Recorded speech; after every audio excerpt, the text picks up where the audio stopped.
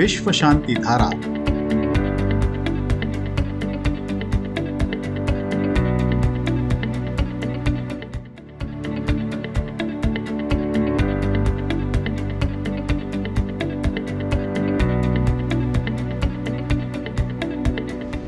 मनुष्य आज विनाश के कगार पर खड़ा है। पूरी दुनिया में अशांति फैली हुई है।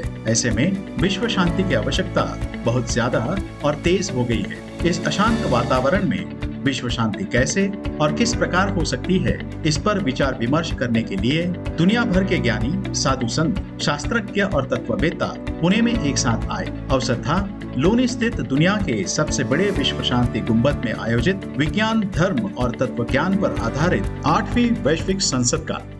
इस 3 दिवसीय समारोह में सहभागी ज्ञानी वक्ताओं ने विश्व शांति और मानव कल्याण के विषय पर अपने विचार प्रकट किए। आइए सुनते हैं उनमें से कुछ चुनिंदा विचार विश्व शांति दर्शन पर प्रसारित एक विशेष कार्यक्रम में, जिसका नाम है विश्व शांति धारा। विश्व शांति धारा में आपका स्वागत है। महाराष्ट्र के गवर्नर श्री भगत सिंह कोश्यारी जी ने उम्मीद जताई कि विश्व शांति के कार्य में जैसे जैसे लोग जुड़ते जाएंगे तो नए युग का उदय होगा। मंगेश जी से कि MIT का क्या अर्थ है, तो इन्होंने कहा कि MIT का अर्थ है महाराष्ट्र इंस्टीट्यूशन ऑफ टेक्नोलॉजी। अभी विश्वनाथ जी जो कुछ कर रहे हैं, इनके बच्चे जो कुछ कर रहे हैं और इनके सब साथी जो कुछ कर रहे हैं, उससे मुझे लगता है कि इसका नाम महाराष्ट्र इंस्टीट्यूट ऑफ टेक्नोलॉजी तक सीमित न रह करके अगर इसका नाम ये बोला जाए कि it is magnificent institute of transformation, ये मनुष्य को देवता बनाने का, मनुष्य को ऊपर उठाने का, मैटेरियलिज्म से,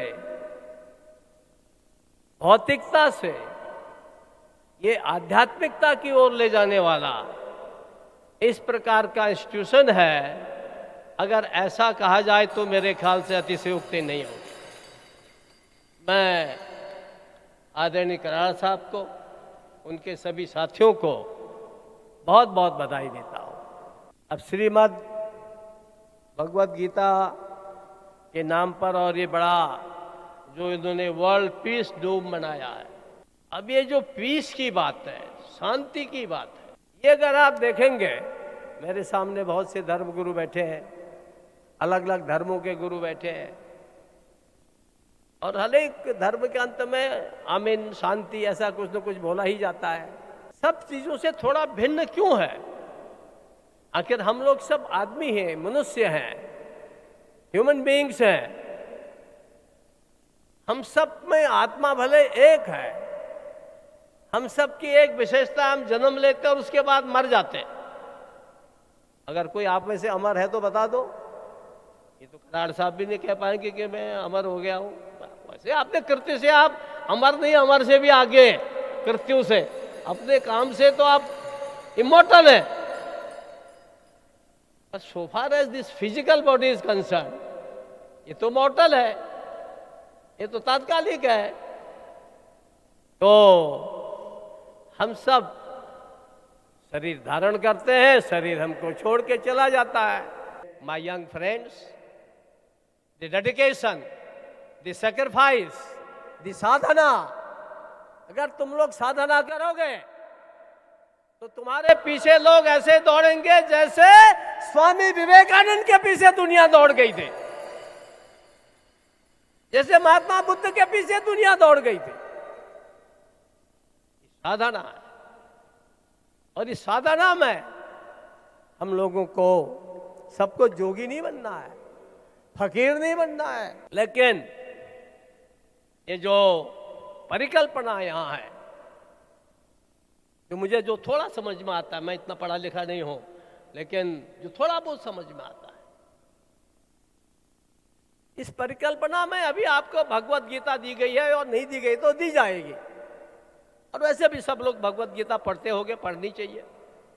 अभी डॉक्टर विजय भटकल कह रहे थे, स्वामी विवेकानंद ने भी कहा कि भाई हमारे नए युग में विज्ञान और अध्यात्म, साइंस एंड स्पिरिचुअलिटी, इसका योग होना चाहिए, ये चलना चाहिए।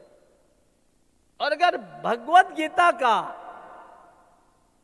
अंतिम श्लोक अगर पढ़ेंगे, जब ये बोल रहे थे तो मेरे दिमाग में अंतिम श्लोक आ रहा था, पहला नहीं आ रहा था, धर्मक्षेत्र कुरुक्षेत्र अंतिम आ रहा था।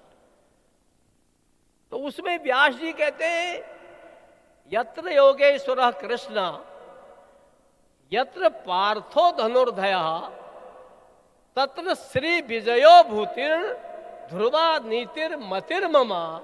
जहां श्री कृष्ण है और धनुर्धारी, आपने देखा होगा इन्होंने पूरा बना रखा है अपने आगे वाले उसमें, कराड़ साहब ने, अर्जुन है, जहां ये दोनों हैं तो वहां विजय तो होगी ही होगी। हमें क्या बनना है? योगेश्वर भी बनना है, अर्थात योग की शिक्षा लेकर के, अध्यात्म की शिक्षा लेकर के, मॉरल इथिक्स की शिक्षा लेकर के, सदाचार की शिक्षा लेकर के आगे बढ़ना है। और उसके साथ साथ हमको लेटेस्ट जो भी आज दुनिया के अंदर चल रहा है उसमें भी हमको आगे होना है। एक ही बाण है, एक ही अस्त्र है, वो अस्त्र ऋषियों को मारता है, तपस्वियों को मारता है, संतों को काट के खा जाता है। और वही अस्त्र राम के हाथ आता है तो ऋषियों के खाने वाले को खा जाता है, रावण को खत्म कर देता है। विश्वनाथ कराड़ और विजय भटकल को मुझे बुला रहे, बद्रीनाथ, उससे भी आगे माड़ा गांव, उससे भी आगे सरस्वती नदी, कि हमें तो वहां मंदिर बनाना है व्यास जी का। जने कराड़ साहब उस दिशा में काम कर रहे हैं और आगे बढ़ रहे हैं। अभी जब मेरे जैसे सामान्य आदमी को इस कार्यक्रम में बुलाते हैं तो मुझे लगता है कि और मेरे जैसे जितने सामान्य हैं, गांव घर के, सड़क के, गली के, ऐसे लोगों को भी जोड़ते जाओगे तो मुझे लगता है कि नया युग का उदय होगा। जिसे अभी हमारे विजय भटकल कह रहे थे, विश्व गुरु अकेले से तो नहीं होता, नहीं तो वेदांती तो कब से तपस्या कर रहा है मेरे सामने, अलग अलग धर्मों के गुरु कब से तपस्या कर रहे हैं। ये अनेक लोग जुड़ते जाएंगे और आगे निश्चित रूप से कराड़ साहब, हम लोग बच्चों से कहते हैं, देखो बच्चों आगे बढ़ना है, फिक्र मत करो, तुम ये मत सोचो तुम अकेले हैं। ये कोई शायर कह गया है, हम तो अकेले ही चले थे जानिबे मंजिल, लोग आते गए कारवां बनता गया। और विश्वनाथ कराड़ का कारवां भी बनता जाएगा।